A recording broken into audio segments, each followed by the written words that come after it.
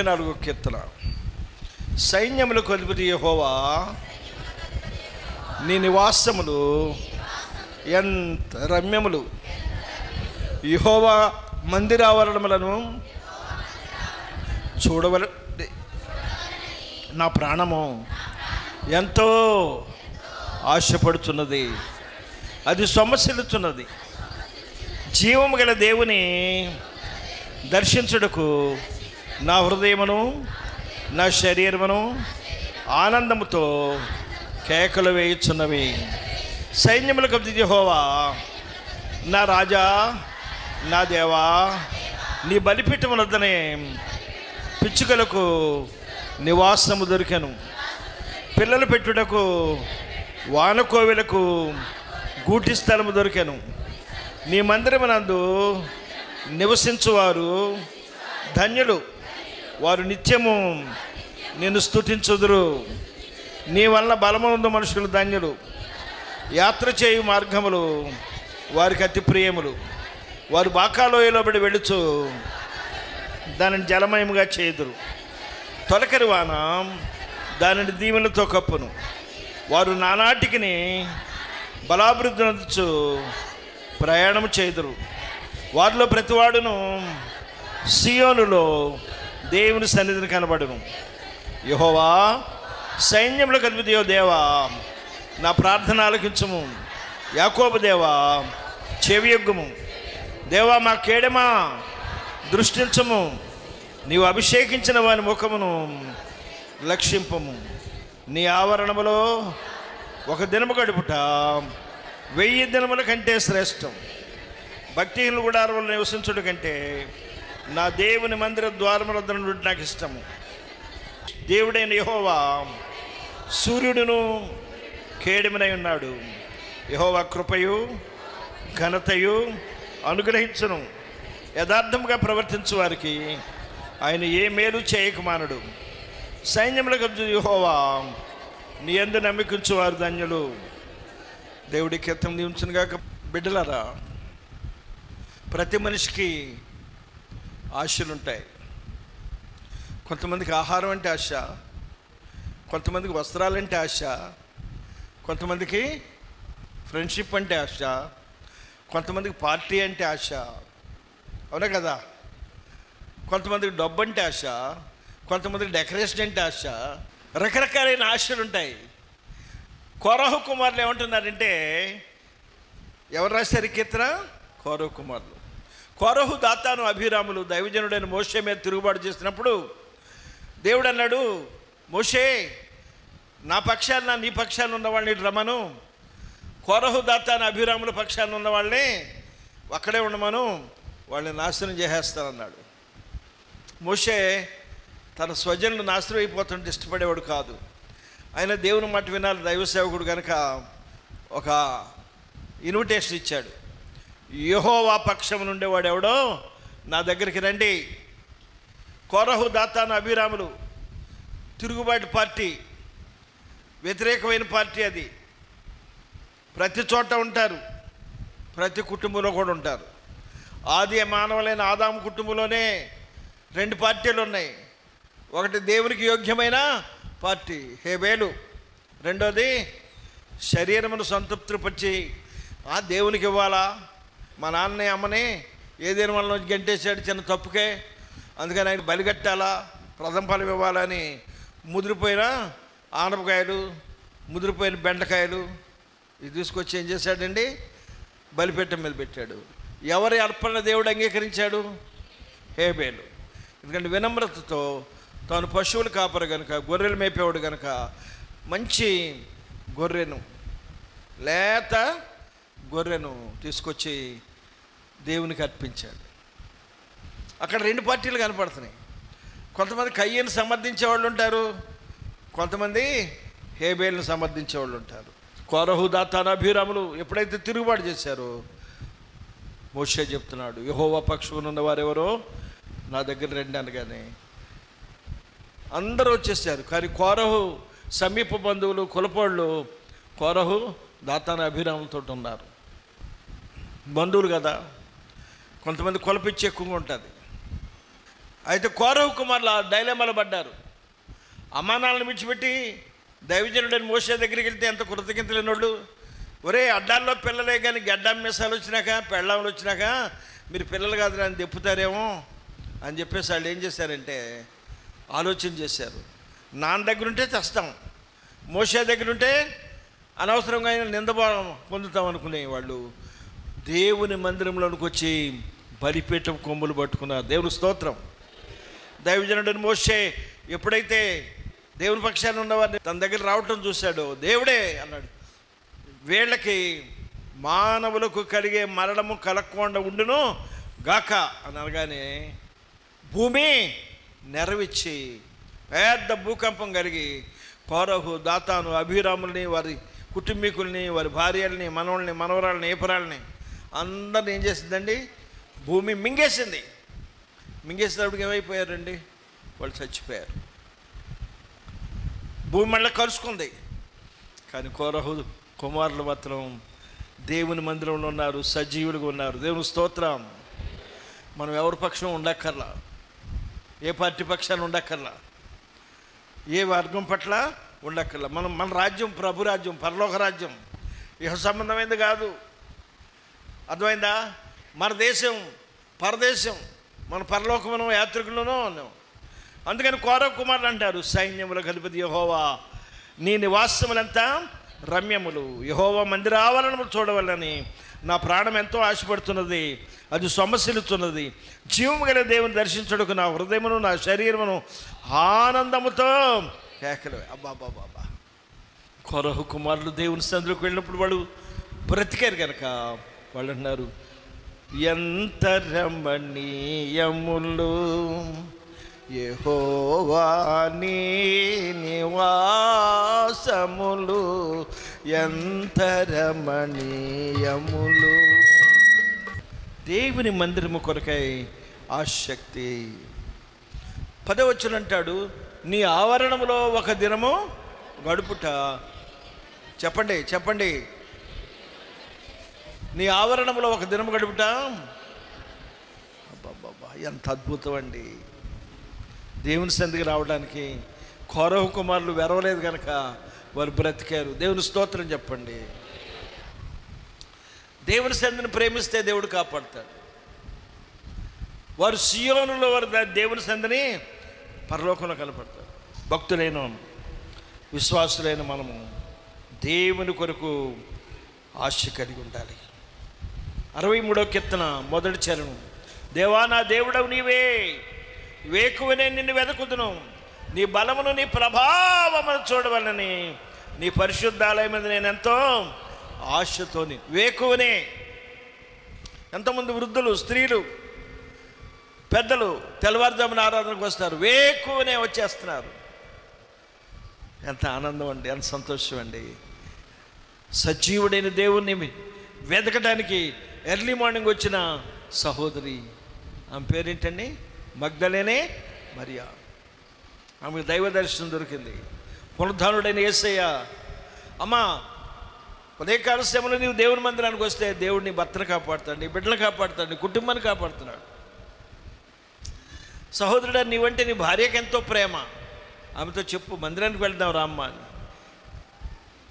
నీ పిల్లలంటే నీకెంతో ప్రేమ, పిల్లలు చెప్పయ్యా, పిల్లలు చెప్పు. What about your children? Korah కుమారులు వాళ్ళు బ్రతకడానికి గల కారణం, they loved the temple of God. నీ పిల్లలు నీ మాట వినరా? మా పాప, నేను బాబోడ్లో 10 రోజుల పాటు హైదరాబాద్లో ఉండాల్సి వచ్చింది. ఒక ఇల్లు తీసుకుని ఉన్నారు, రోజుకు 5,000 రూపాయలు, అది 15 రోజులు ఉన్నారు. నేను ఒంటరిగా ఉంటున్నానని చెప్పేసని మా పాప నా దగ్గరే ఉంటుంది. వాడు తెల్లారు లేచి అంటాడు, తాతగారు ఏమండి అంటే, praise the lord, praise the lord, good morning, మంచిది, నాకు డబ్బే ఉండి అంటాడు. ఏరా డబ్బే ఉన్నా దగ్గరే ఉందా ఏంటి? దేనికమ్మా డబ్బు అంటే, చందా వేయటానికి అంటాడు. వాడికి జేబులో డబ్బులు తీసి ఇస్తే పరిగెత్తుకొచ్చి ఏం చేస్తాడండి? కానుకలు పెట్టలేస్తాడు. మీరు ఇప్పుడు ఇచ్చి చూడండి, జేబులో పెట్టుకోడు. ఎక్కడికి వస్తాడు? కానుక పెట్టలేస్తాడు. చిన్ననాటి నుండి దేవుని స్నేహకి ఇవ్వాలని, దేవుని సంధికి రావాలని. ఇక్కడ పాటలు పడతాడు. రాత్రి వాళ్ళు అమ్ముతాడు అంటున్నాడు. మంచి కేర్ టేకర్ వచ్చింది, ఆవిడతో అంటున్నాడు, చర్చిలోకి వెళ్ళిపోదాం, చర్చిలోకి వెళ్ళిపోదాం. చిన్నపిల్లల్ని మందిరానికి తీసుకుని రండి. సండే స్కూల్ సంఘానికి నారుమడి. దేవుని స్తోత్రం. దేవుని మందిరం పట్ల ఆసక్తిని ఉండాలి. విశ్వాసులైన మనకి దేవుని ముఖ దర్శనము మనం చేసుకోవాలి. ఆయన రాకడ కొరకు కూడా ఆశ కలిగి ఉండాలి. 2 Pétero 3:12 చదువుకుందాం. ఇవన్నీ ఇట్లు లయమైపోవును కనుక ఆకాశములు రవులుకొని లయమైపోవునట్టు పంచభూతములు మహావేంద్రముతో కరిగిపోవునట్టు దేవుని దినపు రాకడి కొరకు కనిపెట్టుచు దానిని ఆశతో అపేక్షించుచు. ఆ మాట మళ్ళా గట్టిగా చదువుతాడుగా. దానిని ఆశతో అపేక్షిస్తూ, దేవుని మందిరం కొరకు ఆశ, దేవుని వాక్యం కొరకు ఆశ, దైవ సేవకుల కొరకు ఆశ, మందిరంలో పరిచయం చేయడానికి ఆశ. విశ్వాసులైన మనము దేవుని యొక్క ముఖదర్శనం కొరకు ఎదురు చూడాలి. 15 వచనం, కీర్తనలు 17:15. నేనైతే నీతి గలవాడనై. దేవుని యొక్క ముఖదర్శనం చేయాలంటే మనకు నీతి ఉండాలి. నేనైతే నీతి గలవాడినై, నీ ముఖ దర్శనము చేసేదను. నేను మేల్కొనినప్పుడు స్వరూప దర్శనముతో నా ఆశను తీర్చుకొందును. ఫరో కుమారులు దేవుని మందిరం అంటే ఆశ. దావీదుకి దేవుని యొక్క ముఖ దర్శనం అంటే ఆశ. మోషేకు కూడా అదే. ముఖ దర్శనం చాలయా నాకు, నీ ముఖ దర్శనం చాలయా. అందరూ నాకు నీ ముఖ దర్శనం చాలయా. సమీపించని తేజస్సులో నివసించు నా దైవమా. యేసయ్యా, నీ ముఖ దర్శనం నాకు కావాలి. నీ మందిరంలో నీ దర్శనం కావాలి. నీ వాక్యం ద్వారా నీ దర్శనం నాకు కావాలి. ఉదయకాల సమయంలో ప్రార్థన చేయండి. ముఖ దర్శనం చాలయా నాకు, నీ ముఖ దర్శనం చాలయ్యా. ముఖ దర్శనం చాలయ్యా. నాకు నీ ముఖ దర్శనం చాలయ్యా. సమీపించని తేజస్సులో నివసించు మా దైవమా. సమీపించని తేజస్సులో నివసించు మా దైవమా. నీ ముఖ దర్శనం చాలయ్యా.